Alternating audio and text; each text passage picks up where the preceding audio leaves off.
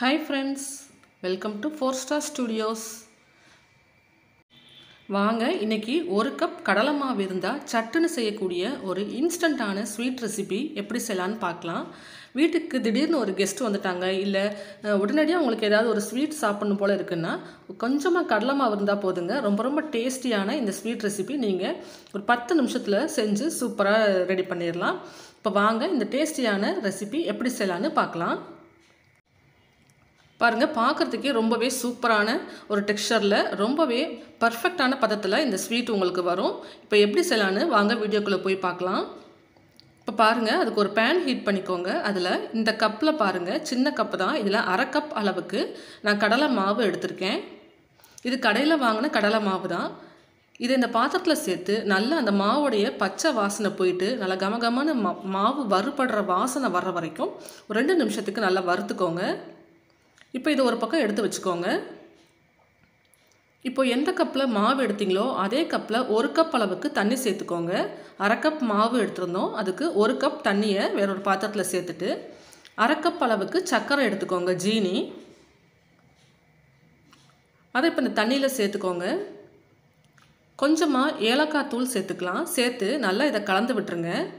கலந்து விட்டுட்டு இப்போ இந்த தண்ணியை நம்ம கொதிக்க வச்சுக்க போகிறோம். இந்த சக்கரை நல்லா அந்த தண்ணியில் கரைஞ்சி நமக்கு ஒரு பக்கம் நல்லா கொதிக்கட்டும். இது ஒரு பக்கம் கொதிக்கட்டும். நான் ஸ்டவ்வில் இதை அந்த பக்கம் மாற்றி வச்சுக்கிறேன். இப்போ வேற ஒரு பேன் ஹீட் பண்ணிக்கோங்க. அதில் நம்ம அரை கப் அளவுக்கு மாவு எடுத்திருந்தோம் இல்லைங்களா, அதுலேயும் பாதி 1/4 கப் அளவுக்கு நெய் சேர்த்துக்கோங்க. நெய் சேர்த்துட்டு அது லேசாக சூடாக ஆரம்பிக்கும் போது நம்ம வறுத்து வச்சுருந்த கடலை மாவை சேர்த்துக்கலாம். சேர்த்துட்டு இந்த நெய்யில் நல்லா இந்த மாவு வறுபடுற மாதிரி நல்லா மிக்ஸ் பண்ணி விடுங்க. நெய்யோட இந்த மாவு நல்லா ஒன்றா மிக்ஸ் ஆகி நல்லா வாசனை வர வறுபடணும். அடுப்பை மீடியமான ஃப்ளேமில் வச்சுக்கோங்க. பாருங்கள், சின்ன சின்ன கட்டி இருக்கிற மாதிரி தெரியும், ஆனால் அது எல்லாமே இந்த மாவு வறுபட உங்களுக்கு அப்படியே இதாகிடும். கட்டிலாம் எதுவுமே இருக்காது. நல்லா எல்லாம் ஸ்மூத்தான பேஸ்ட்டாக வந்துடும் உங்களுக்கு. பாருங்கள், இந்த மாதிரி. இப்போ பாருங்கள், நல்லா மாவு வறுபட்டு வாசனை வர ஆரம்பிச்சிருச்சு. இந்த அளவுக்கு மாவு கொஞ்சம் பபிள்ஸாக பொரிஞ்சு வர ஆரம்பிக்குது பாருங்கள். அது வரைக்கும் நீங்கள் வறுத்துக்கோங்க. இப்போ நம்ம ஒரு பக்கம் சர்க்கரையை கலந்து தண்ணி கொதிக்க வச்சுருந்தோம் இல்லையா, அது சூடாயிருச்சு, நல்லா கொதிச்சிட்ருக்கு. அதில் பாதி தண்ணி மட்டும் இப்போ நான் சேர்த்துக்கிறேன். அந்த சக்கரை கரைஞ்ச தண்ணியில் பாதி மட்டும் சேர்த்து இப்போ நம்ம இந்த மாவோட மிக்ஸ் பண்ணிக்கிறோம். பாருங்கள், ஒரே நிமிஷத்தில் நல்லா வெந்து வந்துடும் நமக்கு. பாதி தண்ணியை கலந்துட்டு கையோட ஒரு தடவை கலந்து விட்ட பிறகு மீதி இருக்க தண்ணியும் நம்ம கலந்துடலாம். இந்த சக்கரை தண்ணி நல்லா சூடாக தாங்க இருக்கணும். இப்போ பாருங்கள், நல்லா மிக்ஸ் பண்ணி விடுங்க. ஒரு நிமிஷத்துலேயே இது உங்களுக்கு நல்லா திக்கான ஒரு ஹல்வா பதத்துக்கு வந்துடும். நான் அதனால தான் இந்த இடத்த உங்களுக்கு கட் பண்ணாமல் அப்படியே காமிச்சிட்ருக்கேன்.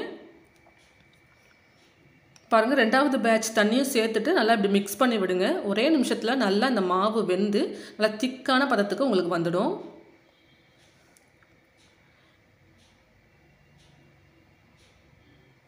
பாருங்கள், நல்லா திக்காகி வந்துடுச்சு, உங்களுக்கு பார்த்தாலே தெரியும். இன்னும் 2 நிமிஷம் நீங்கள் இது மாதிரி கைவிடாமல் கலந்து விட்டிங்கன்னா இந்த பாத்திரத்துலேயே ஒட்டாத பதத்துக்கு சூப்பராக உங்களுக்கு நல்லா ஒன்று சேர்ந்து வந்துடும். எல்லா மாவும் பாத்திரத்துலேயும் ஒட்டாமல் இந்த கரண்டிலையும் ஒட்டாமல் நல்லா சுற்றி வந்துடும். பாருங்கள், இந்த மாதிரி நல்லா வெந்துருச்சு பாருங்கள். ஒரு 2 நிமிஷத்துலேயே இந்த அளவுக்கு நல்லா வெந்து சாஃப்டான அல்வா மாதிரி நமக்கு கிடச்சிரும். இப்போ இதில் நீங்கள் பொடிசாக கட் பண்ண பாதாம் நான் சேர்த்துக்கிறேன். நீங்கள் முந்திரி பருப்பு, பாதாம் உங்களுக்கு என்ன விருப்பமோ அந்த நட்ஸை நீங்கள் கட் பண்ணி சேர்த்துக்கலாம். இன்னொரு அரை டீஸ்பூன் நெய் சேர்த்து நான் கலந்து விட்டுக்கிறேன்.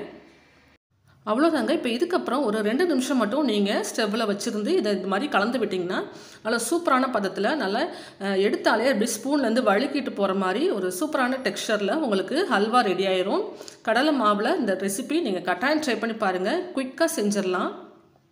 அவ்வளோதான். இப்போ நம்மளுடைய இன்ஸ்டன்ட் ஹல்வா சூப்பராக ரெடி ஆயிடுச்சு. இப்போ நம்ம ஸ்டவ்வை ஆஃப் பண்ணிட்டு இதை சர்வ் பண்ணிக்கலாம் வாங்க. இந்த டேஸ்டியான ஹல்வா ரெசிபி நீங்கள் கட்டாயம் ட்ரை பண்ணி பாருங்கள். ரொம்பவே சூப்பராக வரும். இந்த வீடியோ உங்களுக்கு பிடிச்சிருந்தால் லைக் பண்ணுங்கள், ஷேர் பண்ணுங்கள். நம்ம சேனல் 4-Star Studios-ஐ சப்ஸ்கிரைப் பண்ணி வச்சுக்கோங்க. தேங்க்ஸ் ஃபார் வாட்சிங்.